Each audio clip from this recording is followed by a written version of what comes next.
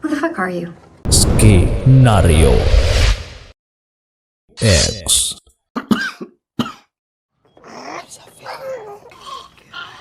This, especially for you.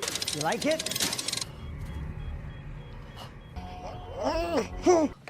Nice and secure. Just beating so fast.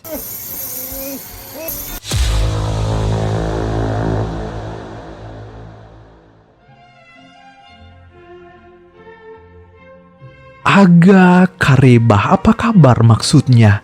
Kali ini saya akan membawa Anda ke dalam sebuah misi balas dendam tanpa ampun. Bayangkan seorang pria yang terlihat biasa saja harus kehilangan anak dan istrinya secara tragis.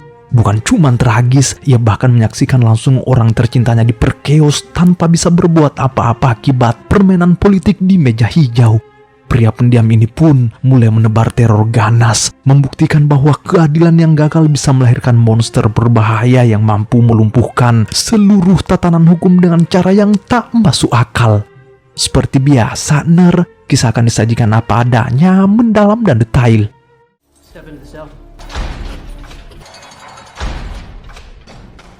Kisah dimulai dengan memperlihatkan kehidupan sebuah keluarga sederhana yang hidup bahagia. Keluarga ini dipimpin oleh Clyde, sosok ayah pendiam yang sangat mencintai keluarganya. Putrinya bernama Nia, sedangkan istrinya bernama Wife. Namun ironisnya, hidup mereka hancur dalam semalam ketika rumah mereka tiba-tiba dirampok secara brutal. Istri dan anak perempuannya diperkeos lalu dibunuh tepat di depan mata Clyde sendiri oleh dua kriminal kurang ajar tersebut. Fight, faith.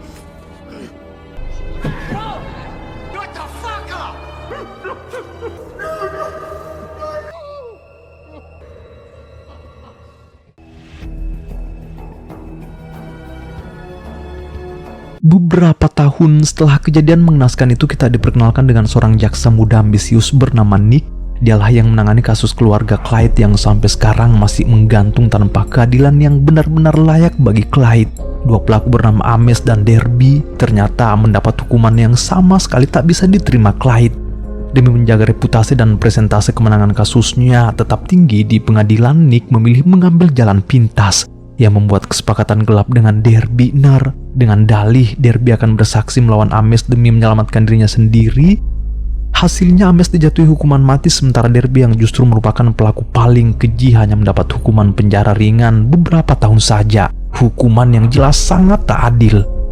Clyde yang terus memperjuangkan hak anak dan istrinya kembali datang menemui Nick yang memohon agar pengadilan berikutnya berjalan adil dan memberi hukuman setimpal bagi kedua pelaku, terutama Derby. Namun Nick justru mengatakan semuanya sudah disepakati, putusan pengadilan telah bulat berdasarkan sisa bukti forensik yang ada.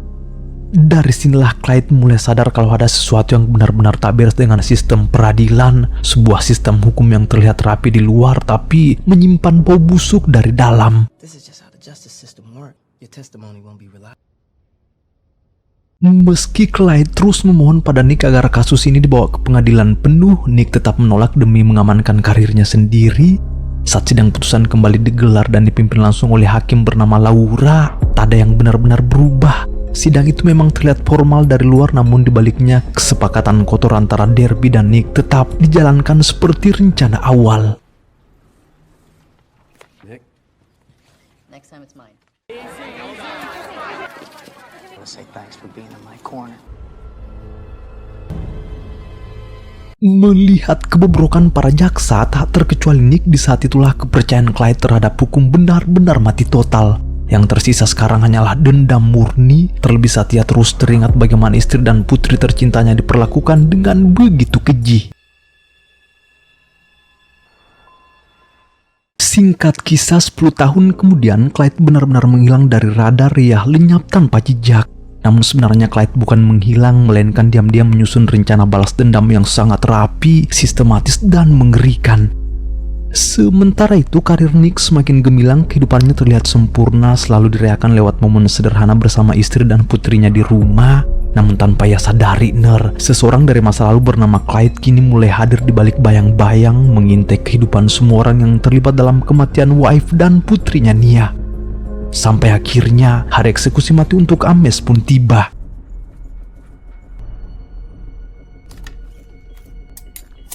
Nick bersama rekan kerjanya Sarah hadir untuk menyaksikan proses eksekusi suntik mati Ames bersama para pejabat pengadilan lainnya. Namun apa yang seharusnya menjadi prosedur medis biasa justru berubah menjadi tontonan mengerikan. Begitu cairan kimia mulai mengalir ke tubuh Ames, ia tak tertidur dengan tenang. Zat di dalam tabung ternyata telah ditukar. Ames mengalami penyiksaan luar biasa, tubuhnya kejang, pembuluh darahnya menegang, lalu ia tewas secara mengerikan tepat di depan semua orang.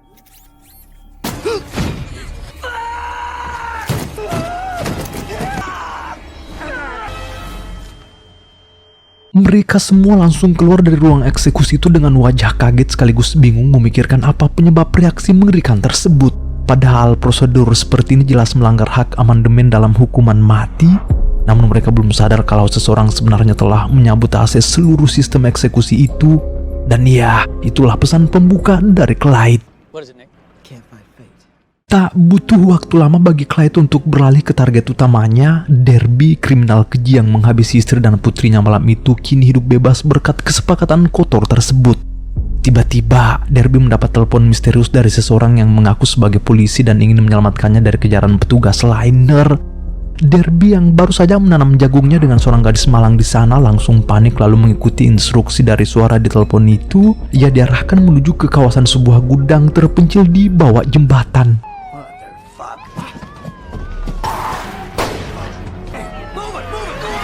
See the abandoned factories. Go talk. There's a cop car there with a cop.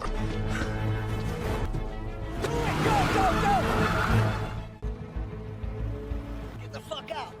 Down there! Never see my wife and little girl again? Paralyzes you? It's a toxin. Derby akhirnya sadar kalau polisi yang menyamar itu ternyata Clyde, orang yang selama ini diam-diam menantinya.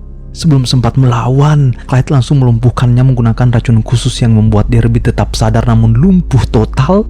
Tak bisa bergerak, tak bisa berteriak, bahkan jagung berbulunya di bawah yang selama ini dibangga-banggakan pun kini tak bisa berdiri akibat ulah kemengisannya sendiri. Tak sampai di situ, Clyde membawa Derby ke salah satu gudang rahasia miliknya. Di atas meja jagal yang sudah dipersiapkan, Clyde berniat membalas setiap detik penderitaan yang dulu dialami anak dan istrinya Ner. Bahkan seluruh proses mutilasi itu akan direkam menggunakan kamera video. This, especially for you. You like it?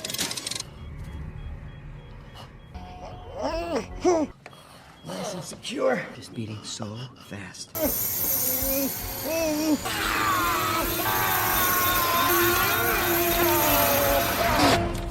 Setelah eksekusi brutal itu selesai, Clyde sama sekali tak melarikan diri. Ia justru menghubungi tim Sweat dan Nick agar datang ke gudang tersebut untuk menjemput sisa-sisa potongan tubuh Derby. Suasana di dalam gudang benar-benar bikin mual. Potongan kelapa dan organ tubuh lainnya berserakan di atas meja eksekusi. Nick bersama orang-orang terdekatnya termasuk Sarah mulai panik. Apalagi saat Clyde dengan tenang menyerahkan diri di gudang propertinya sendiri untuk ditangkap atas pembunuhan yang ia lakukan terhadap Derby.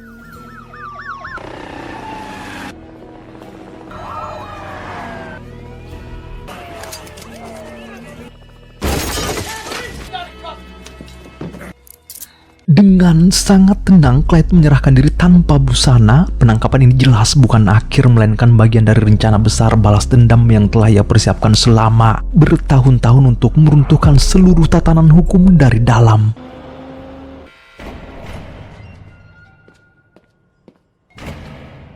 Di ruang interogasi, Nick sebagai jaksa penuntut mulai menekan Clyde untuk mendapatkan pengakuan penuh atas pembunuhan sadis terhadap Derby. Namun Clyde justru menjawab semuanya dengan tenang dan apa adanya.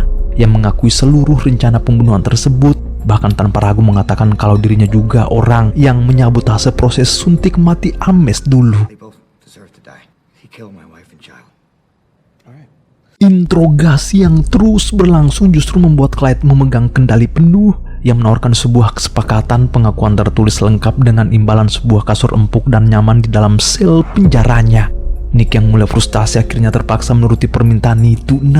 Apalagi setelah mengetahui kalau Clyde telah mengirim DVD rekaman pembunuhan Derby langsung ke rumahnya. Please, come on. It was covered with something. I could come home soon, please.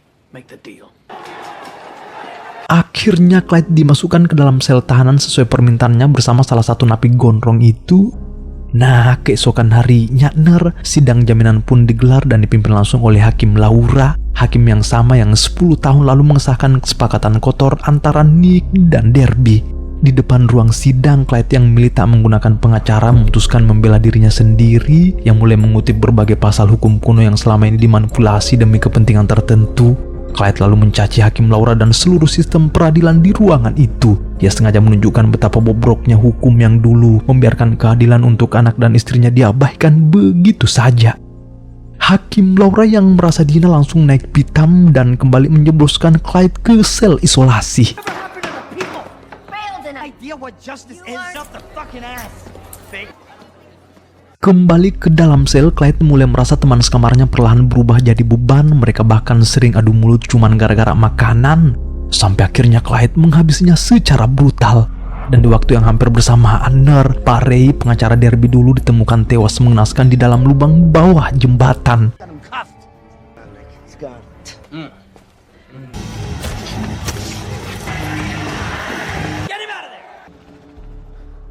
Atas rentetan peristiwa mengerikan itu, teror demi teror terus bermunculan. Nick dan pihak kepolisian mulai kehilangan arah. Mereka makin panik dan akhirnya sadar kalau ini bukan perkara biasa. Setelah kematian teman sekamarnya, sipir akhirnya memutuskan menjebloskan Clyde ke sel isolasi bawah tanah dengan pengamanan paling ketat. Namun mereka tak sadar kalau semua ini justru bagian dari rencana besar Clyde sendiri. Ia memang sengaja mengisolasi dirinya di tempat paling dalam karena dari sanalah, tanpa bisa dipantau siapapun, teror sesungguhnya baru akan dimulai. Siapapun yang punya hubungan dengan kasus ini akan diburu Clyde sampai mampus. Step into the cell.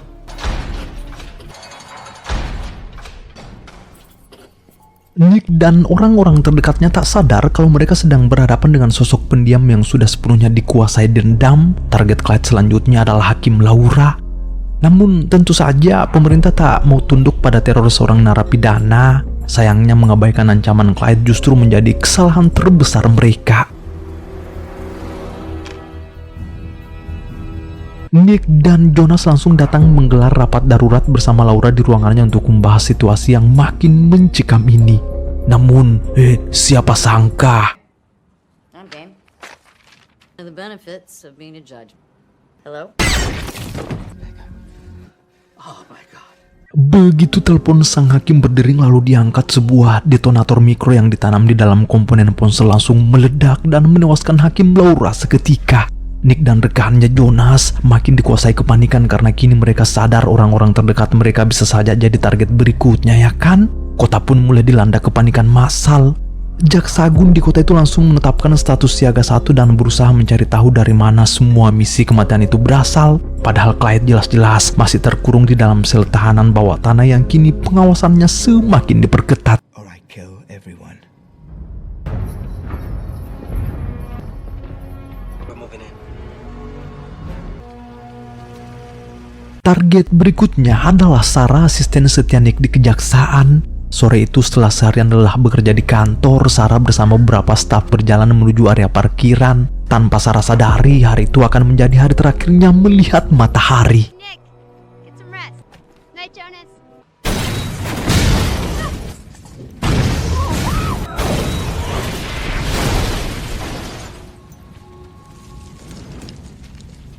Begitu Sarah menekan tombol remote lalu masuk ke dalam mobilnya, sebuah ledakan bom dahsyat langsung meluluhlantakkan kendaraan Sarah beserta beberapa mobil staf lainnya.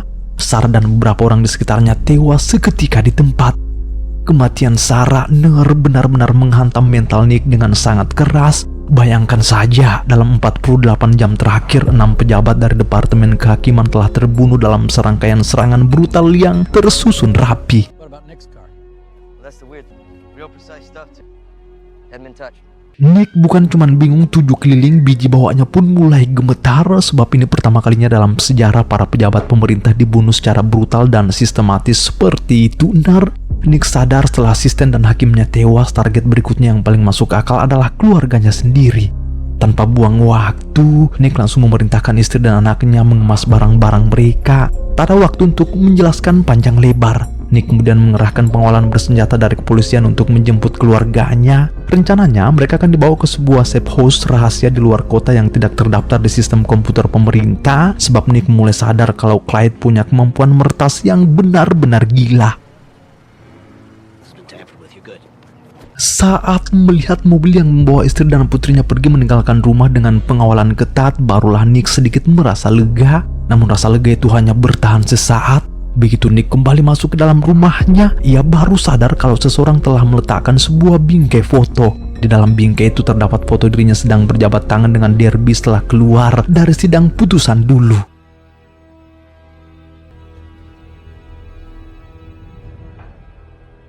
Jelas ini bukan sekedar foto biasa melainkan pesan peringatan dari Clyde. Nick pun langsung memerintahkan pertemuan privat dengan Clyde di area belakang sel tahanan. Nick datang dengan amarah yang memuncak menuntut jawaban bagaimana mungkin seorang tahanan isolasi bisa melakukan semua kegilaan itu dari balik penjara. Should've taken my deal. Okay, Nick, I know you're angry. 6 fucking innocent people. I'm just getting warmed up. Gotta be biblical. Fucking diseased, corrupt temple down on. Tiba di hari pemakaman Sarah, Nick, Jonas, Jaksa Agung beserta seluruh pejabat tinggi kejaksaan berkumpul di area pemakaman dengan pengawalan sangat ketat. Mereka mengira tempat terbuka seperti ini akan lebih aman dari jebakan bom tersembunyi.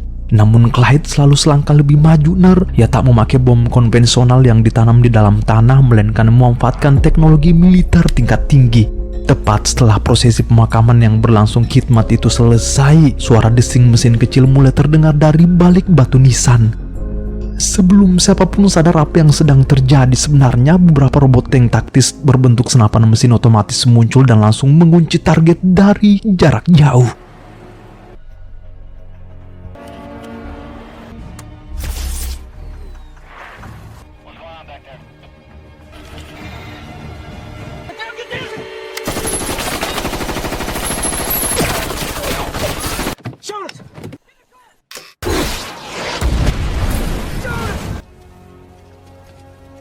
Para detektif dan agen yang ada di sana langsung kacau melihat Jonas berubah jadi mayat hanya dalam hitungan menit. Nick sendiri masih berhasil selamat dan itu bukan kebetulan, Clyde memang sengaja belum memperlihatkan jadwal kematiannya. Ia ingin Nick menyaksikan semua teror itu sambil mentalnya dihancurkan perlahan atas pengkhianatannya terhadap keadilan dulu.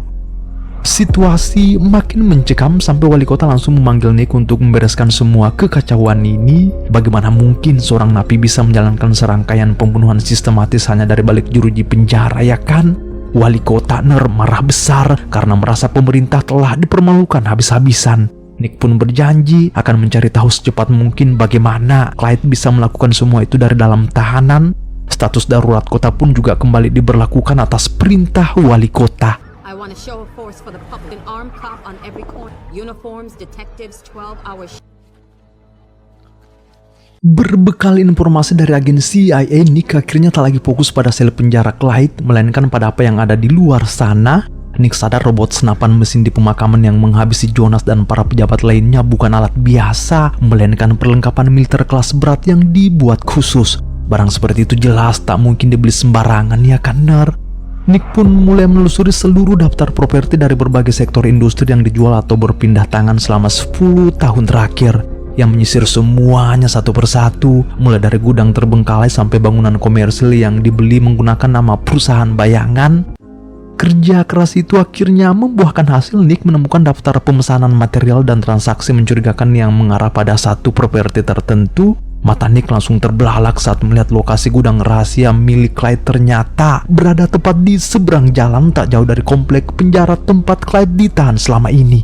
Tanpa membuang waktu, Nick bersama Iger dari tim taktis kepolisian langsung bergerak menuju gudang tersebut. Mereka mendobrak pintu dengan penuh waspada, siap menghadapi jebakan maut kapan saja. Namun apa yang mereka temukan di dalam gudang benar-benar membuat Nick tercengang.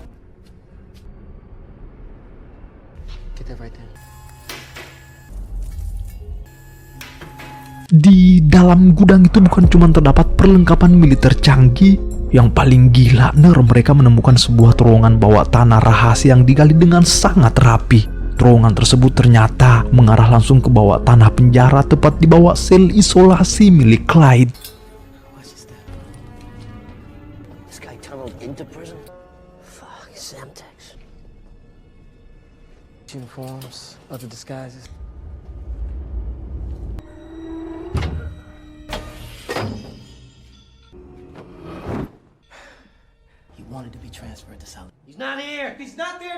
Sekarang Nick akhirnya paham taktik licik monster yang tanpa sadar ia ciptakan sendiri. Clyde bisa keluar masuk penjara kapan saja untuk mengeksekusi korban-korbannya, lalu kembali duduk manis di dalam sel seolah tak tahu apa-apa. Dari sinilah terungkap kalau Clyde ternyata bukan mekanik biasa, ia adalah seorang brain trust, perancang taktis eksperimental untuk Pentagon dan CIA, spesialis pembunuhan tanpa jejak yang mampu memanipulasi teknologi dan situasi di sekitarnya. Di tengah penelusuran itu, Nick dan Iger menemukan sebuah ruang kerja rahasia di bawah tanah. Di atas meja kerja Clyde terdapat daftar target hari ini yang langsung membuat darah Nick mendidih. Bagaimana tidak, target berikutnya adalah gedung balai kota. Clyde rupanya tak cuma ingin membunuh para jaksa, ia berencana melenyapkan seluruh jajaran petinggi pemerintah kota termasuk wali kota sendiri.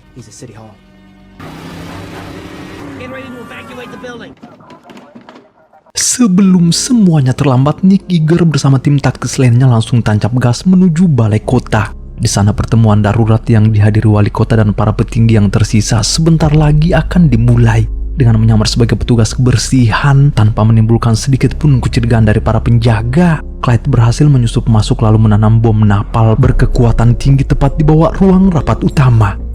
Nah, setelah misinya selesai, Clyde langsung kembali ke ruang bawah tanah rahasianya. Ia bersiap di depan ruang monitor untuk memantau jalannya rapat sekaligus menekan tombol eksekusi kapan saja.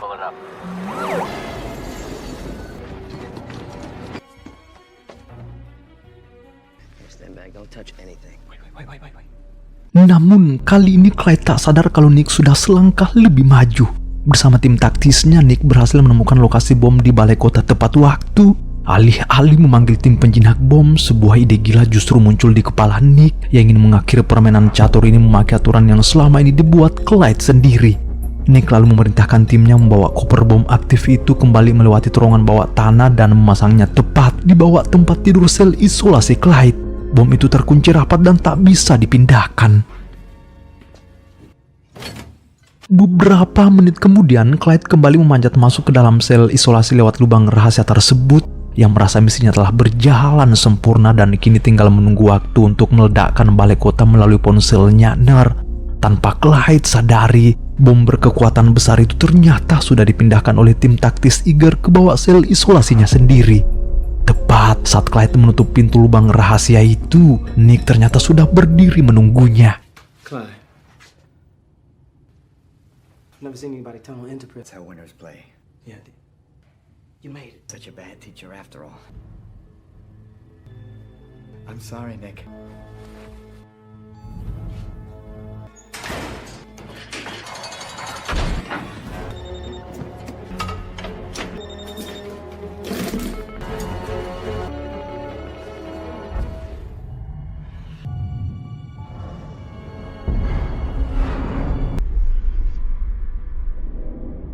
Boom! Ledakan bom napal yang sangat dahsyat langsung menghanguskan seluruh isi sel isolasi beserta terowongan bawah tanah milik Clyde.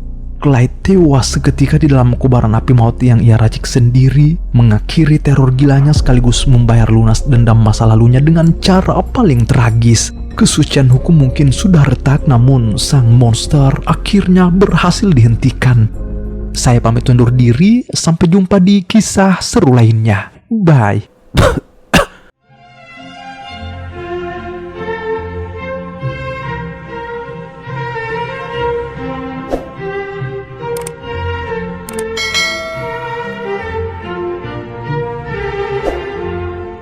Mwah.